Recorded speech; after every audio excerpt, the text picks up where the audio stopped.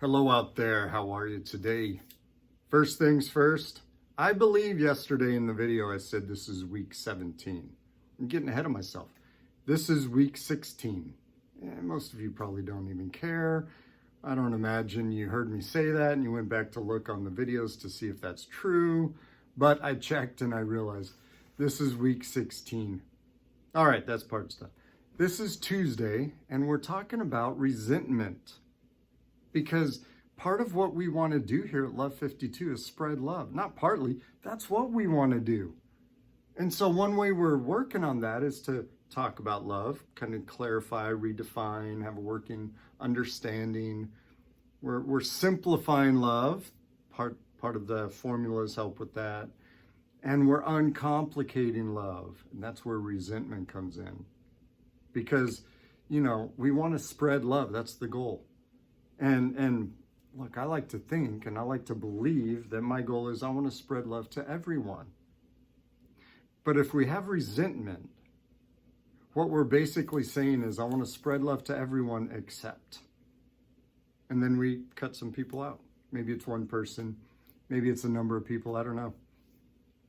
But to say I want to spread love to everyone except means that we will end up not spreading love to everyone. And chances are, if we exclude this person, we might, not meaning to, exclude other people who are connected with that person or other people who are friends or family or whatnot.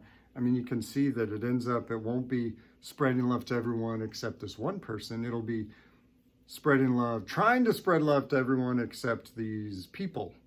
And then that's going to just continue to spread. And chances are, we're not going to do a great job spreading love. So we're talking about resentment this week because my goal, what I want to do is spread love to everyone. And that means I've got to take a look at me and find out where are my interferences? What are things that I'm holding on to? What is in me that can interfere with actually be willing and wanting to love everyone? Now, a reminder, loving everyone, it's going to look different depending on who we love. I've given you examples, loving my wife and the difference, same 4 ingredients, I tell you. What that looks when I love my wife, my daughter, my son, family members, friends. It's the same 4 ingredients. Strangers, right? People at the grocery store. And then we even talked about loving our enemies. It begins with just recognizing they are important. That's the first step. Now, what we're talking about this week is the resentment part. If choosing to love someone means I'm choosing to say they're important. And then I'm choosing to give the 4 ingredients. Resentment is a choice. I'm choosing to hang on to these negative thoughts and these negative emotions towards this person or people. And me hanging on to that, with resentment, there is a degree of anger, and most people don't like to admit, but there's usually a degree of hate that is under that umbrella of resentment. And we are choosing to hang on to that. We're not doing therapy here. If we were, we would work through it. I would not tell you, oh, get over it. No, that's never a line that comes out of this mouth. Never. I don't say it. Except right now when I let you know I'm not going to say it to you. But, we get weighed down with resentment. And part of it is because of the anger and the hate. And other people aren't going to be affected by your anger.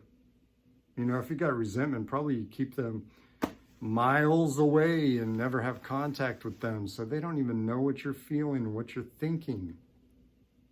And you're hating them or you're angry at them or you're whatever resentment, however you want to define that, you're hanging on to that grudge and you are the one being affected by that. You've heard the metaphors, you shoot yourself in the foot hoping someone else gets hurt, drinking the poison hoping someone else gets, killed or sick or whatever. You've heard those, but Coretta Scott King, she was married to Martin Luther King Jr., she put it very clearly. She said, hate is too heavy a burden to bear. Dr. King said something similar. But then she goes on to say, it hurts, it injures the hater more than it injures the hated. I mean, that's just clear as day right there, you know? And if I was to give you another visual, it would be something like this. For every time the rest of this week, somebody's name is mentioned or these people are mentioned, if you feel a negative emotion, leave out like feeling sad for people. That's a negative emotion, but that's empathy.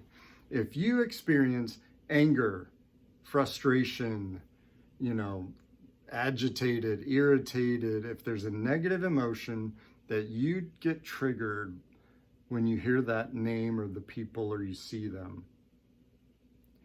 put $5 in the jar.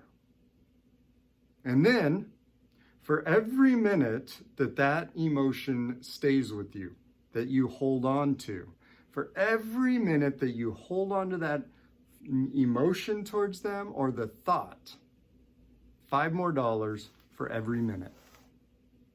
I mean, can you imagine? Just think about the people who you've identified maybe yesterday that you have some kind of animosity, grudge, resentment.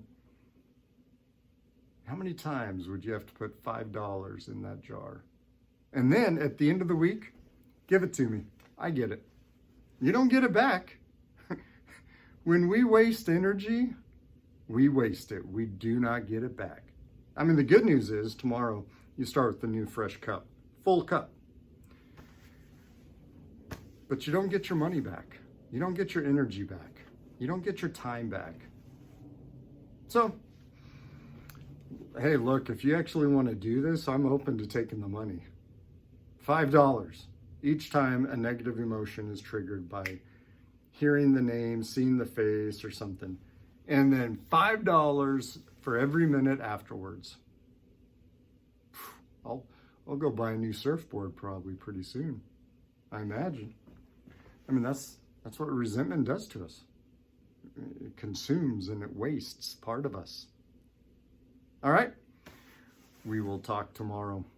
Spread love, love yourself. And if you're wanting to, continue this evaluation, taking a look, identifying who these people are, whom you waste energy with negative thought and emotion. All right? We'll talk tomorrow. Take care. Bye.